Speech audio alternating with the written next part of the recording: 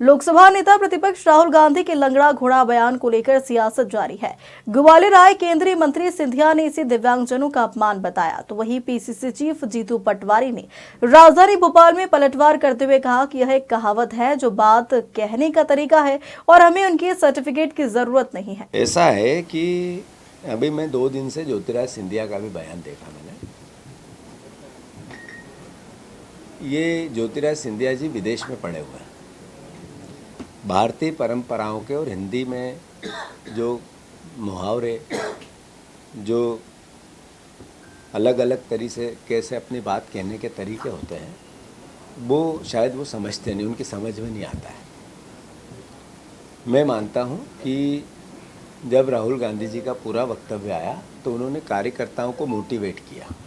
उन्होंने कहा जो काम करेगा, जो अच्छा बहादुरी से लड़ेगा, पार्टी उनके साथ खड़ी रहेगी। एक और तरीके के लोग होते हैं जो सरकार का जब सत्ता आती है तब वो अपना व्यू बनाते हैं, पर वो पार्टी के ही होते हैं। तो उनका वैसे भी लोग सब पार्टियों में, केवल कांग्रेस में ही नहीं है, बीजेपी में भी है। सत्ता से जुड़े हुए कई बीजेपी में जो हमारे ही लोग गए हैं, जो कांग्रेस में बीजेपी में गए, ये क्या है, सत्ता के लिए तो गए हैं। ज्योतिराज सिंधिया कोई वहाँ सत्ता नहीं होती तो बीजेपी में चले जाते क्या? मेरा सवाल है उनसे। यार इतने साल तो नहीं गए, और जब सत्ता हमारे पास थी, जब उससे पहले थी, तो वहाँ भी गड़बड़ हुई थी।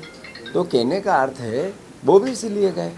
तो ये वो घोड़े हैं जो बारात में नाचने वाले, इसी उनके लिए राहुल गांधी जी ने कहा। तीसरा जो उन्होंने कहा, दिव्यांग होता है इंसान, उसका सम्मान है। उसमें तो मुख्यमंत्री जी का बयान आया था, 2 हमने देखा अभी वीडियो।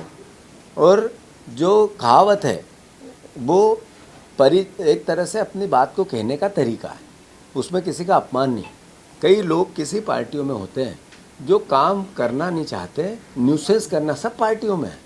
तो उन लोगों को कहा कि सत्ता आएगी जब आपका उपयोग है, इसलिए किसी के लिए कहा, किसी को कहा। ये भारतीय जनता पार्टी अपनी भावना बताती रहे। हमारे यहाँ एक एक सीनियर नेता सर का ताज है।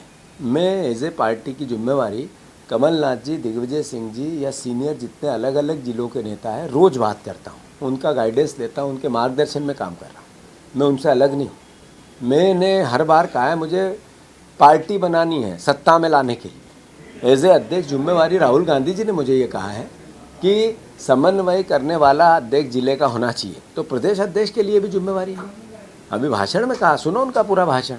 तो मेरा ये मानना है कि बीजेपी उनका दायित्व निभा रही है, वो किसी न किसी प्रकार की नुक्स नहीं, पर वो घबरा भी रही है कि कांग्रेस खड़ी कैसे हो गई, ये लड़ने कैसे लगी, कांग्रेस पार्टी में इतना जनसैलाब कैसे आने लगा, ये तो एकदम हार गए थे, बचेगी कि नहीं पार्टी। इस तरह का रोज़ गीत गाते थे, हमारे पे रिएक्शन ही नहीं करते थे, देखते ही नहीं थे हम लोगों को। वो हमें तो वो समझते थे कि ये तो डस्टबिन का हिस्सा बन गए।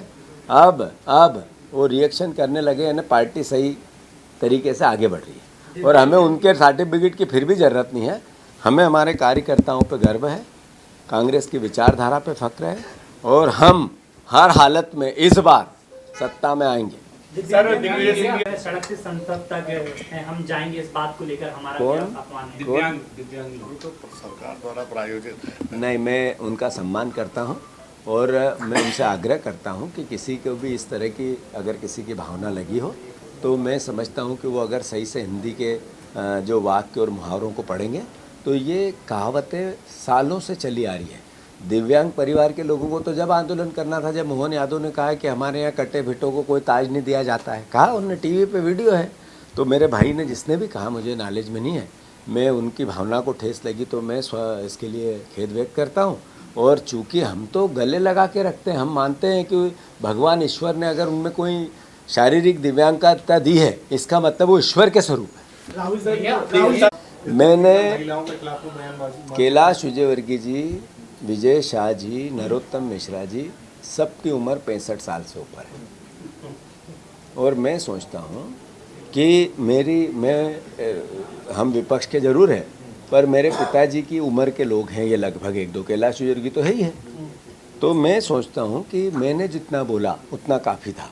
इससे ज़्यादा बोलना मेरी भी मर्यादा के खिलाफ है और उन बेटियों के सम्मान के भी खिलाफ। सर, पन्नालाल साहब के मंच पर